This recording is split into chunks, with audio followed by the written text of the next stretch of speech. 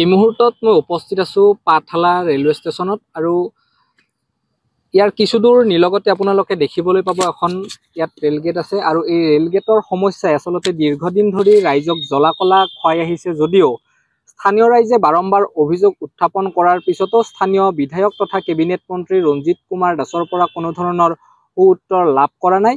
তেখেতসকলে বাৰম্বাৰ অনুৰোধ জনাই আহিছে যে ইয়াত এখন উৰণীয়া সেতু নিৰ্মাণ কৰি দিব লাগে আৰু ৰাইজৰ যি দীৰ্ঘদিনীয়া সমস্যা এই সমস্যাটো সমাধান কৰি দিব লাগে। যাক লৈ ৰেলগেটৰ দক্ষিণ অঞ্চলৰ যিসকল ৰাইজ আছে তেওঁলোকে ইয়াত বিভিন্ন ধৰণৰ প্ৰতিবাদৰ কাৰ্যসূচী ৰূপায়ণ কৰিছিল, কিন্তু প্ৰতিবাদৰ কাৰ্যসূচী ৰূপায়ণ কৰাৰ পিছতো স্থানীয় যিগৰাকী বিধায়ক তথা কেবিনেট মন্ত্ৰীগৰাকী আছে ৰঞ্জিত কুমাৰ দাস, তেখেতে কোনো ধৰণৰ গুৰুত্ব নিদিয়াৰ অভিযোগ ইতিমধ্যে উত্থাপন কৰা পৰিলক্ষিত হৈছে। আৰু ডুবি অঞ্চলৰ কেইবাগৰাকীও নাগৰিক সমাজৰ বিষয়ববীয়া মোৰ লগত উপস্থিত আছে। তেখেতসকলৰ পৰা জানিব বিচাৰিছো স্থানীয় বিধায়ক তথা কেবিনেট মন্ত্ৰী ৰঞ্জিত কুমাৰ দাসৰে আচলতে এইটো সমষ্টি, এই সমষ্টিতে আপোনালোকে বিভিন্ন ধৰণৰ অভিযোগ উত্থাপন কৰিছিল উৰণীয়া সেতু নিৰ্মাণৰ কাৰণে। সমস্যাটোক লৈ কিমান গুৰুত্ব আৰোপ কৰা বুলি আপুনি অনুভৱ কৰে? অলপো কৰা নাই। ৰঞ্জিত দাসে 0% গুৰুত্ব দিয়া নাই। আমাৰ ইয়াত আমাৰ অভাৰব্ৰিজ বুলি নহয়, দক্ষিণ অঞ্চলতে গুৰুত্ব দিয়া নাই। দক্ষিণ অঞ্চল পাঠশালকুছি সমষ্টি এতিয়া বজালী সমষ্টিৰ দক্ষিণ অঞ্চলৰ উন্নয়ন নাই বুলিয়ে ক'ব পাৰি। নাই, আপোনাক মই হিচাপ দি আছো। অভাৰব্ৰিজ নহ'ল, দক্ষিণ বজালী এখন মেডিকেল নহ'ল, দক্ষিণ বজালী এটা বেংক নাই, এটা ATM নাই। আপুনি চাব ৰামপুৰৰ পৰা পাঠশালালৈকে এটা বেমাৰী আনিব লাগিলে কিমান সময় লাগে, আৰু সেই সময়খিনিত ইয়াত অভাৰব্ৰিজৰ কাৰণে ৰেল গেটত ফাঁচি থাকিব লাগে। এইবিলাক সমস্যা ৰঞ্জিত দাসে দেখা নাই। তেখেতক আমি ক'ব লাগে নেকি ৰঞ্জিত দাসক এইবিলাক বিষয়? আপুনি চাব ৰামপুৰৰ পৰা পাঠশালা বেংকত পইচা নিব আহিব লাগে, এটা ATM দিব তেখেতে নোৱাৰিলে। এইফালে আমাৰ ডুবি গাঁও আপোনাৰ কি হ'ল, আদৰ্শ গাঁৱত পৰিণত হ'ল। আজিলৈকে আদৰ্শ গাঁৱৰ নামত এটা ফুটা কৰিও চেংচন হোৱা নাই। ক'ত গ'ল আদৰ্শ গাঁৱৰ টকা পইচাবিলাক? তেখেতেতো পঞ্চায়ত মিনিষ্টাৰ।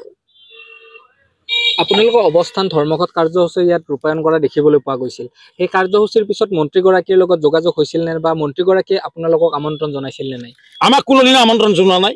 আমি অৱস্থান ধৰ্মঘট কৰিছোঁ। আমি মেম'ৰেণ্ডাম ডিষ্ট্ৰিক্ট দিছোঁ, মিনিষ্টাৰক দিছোঁ, আমাৰ স্থানীয় মিনিষ্টাৰক দিছোঁ, আমাৰ কি কয় চিফ মিনিষ্টাৰক দিছোঁ, ৰেল বিভাগক দিছোঁ। কোনেও আমাৰ কথাটোত গুৰুত্ব দিয়া নাই। স্থানীয় বিধায়কজনে যিহেতুকে গুৰুত্ব দিয়া নাই, বেলেগতো বাদ দিয়ক। নিজৰ ঘৰৰ সমস্যা নিজৰ মানুহে সমাধান কৰিব লাগিব।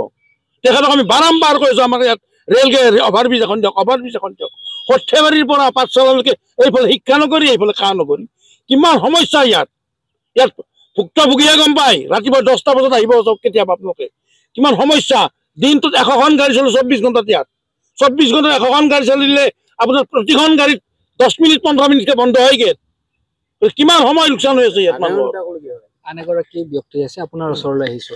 এই ৰেলগেটখনৰ কাৰণে আচলতে যিসকল স্থানীয় ৰাইজকে আদি কৰি স্কুলীয়া ছাত্ৰ ছাত্ৰী বা অসুখ বিসুখ হ'লে আচলতে ৰাইজৰ যথেষ্টখিনি অসুবিধা দেখিবলৈ পোৱা গৈছে, কি ক'ব আচলতে?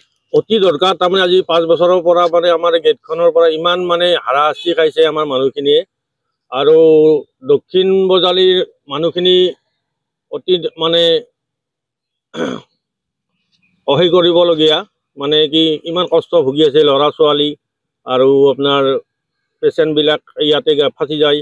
2-3 ঘণ্টা গেট পৰিছে, দুখন গাড়ী আহে একেলগে। এইখিনি কৰি অতি সোনকালে ব্ৰিজখন কৰি দিব লাগে। মন্ত্ৰীগৰাকীক কি অনুৰোধ জনাব?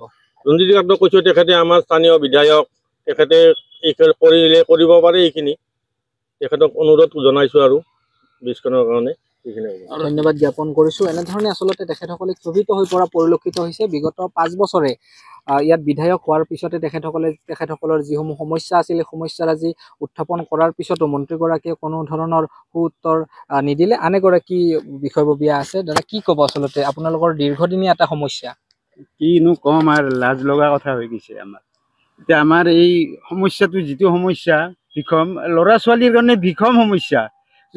যদি পৰীক্ষা দিব আহে, আধা ঘণ্টা 1 ঘণ্টা সময় এটা পৰীক্ষা কিনকে দিয়ে, পৰীক্ষা ফেল হৈ যায় ইয়াত এই অভাৰব্ৰিজৰ কাৰণে। এতিয়া যদি আমাৰ মন্ত্ৰী সকলে যদি এই বিষয়ে নাচয়, আমি কি ৰাইজে কি কৰিব? যদি তেখেতে হ'লে নেদে, ইয়াত আমাৰ অভাৰব্ৰিজকে বিৰাট দৰকাৰ, মানে সাংঘাতিক দৰকাৰ। এইখিনিয়ে মোৰ ক'বলগীয়া। ধন্যবাদ জ্ঞাপন কৰিছোঁ। এনেধৰণে আচলতে মন্ত্ৰী ৰঞ্জিত কুমাৰ দাসক বাৰম্বাৰ দাবী উত্থাপন কৰি আহিছিল, ইয়াত এখন উৰণীয়া সেতু নিৰ্মাণ কৰি দিব লাগে, কিন্তু কোনো ধৰণৰ গুৰুত্ব নিদিয়াৰ অভিযোগ উত্থাপন কৰিছে এইসকল ৰাইজে। আৰু সংবাদ মাধ্যমযোগে তেখেতসকলে ক্ষোভিত হৈ পৰা পৰিলক্ষিত হৈছে। বাৰে বাৰে জিলা উপায়ুক্তকে আদি কৰি সকলোকে তেখেতসকলৰ মেমৰেণ্ডাম দাখিল কৰাৰ পিছতো ইয়াত এখন উৰণীয়া সেতু আজিলৈ নিৰ্মাণ হৈ নুঠিল। যিকোনো খবৰৰ বাবে যোগাযোগ কৰক 7099017330 লগতে 7099017110 নম্বৰত।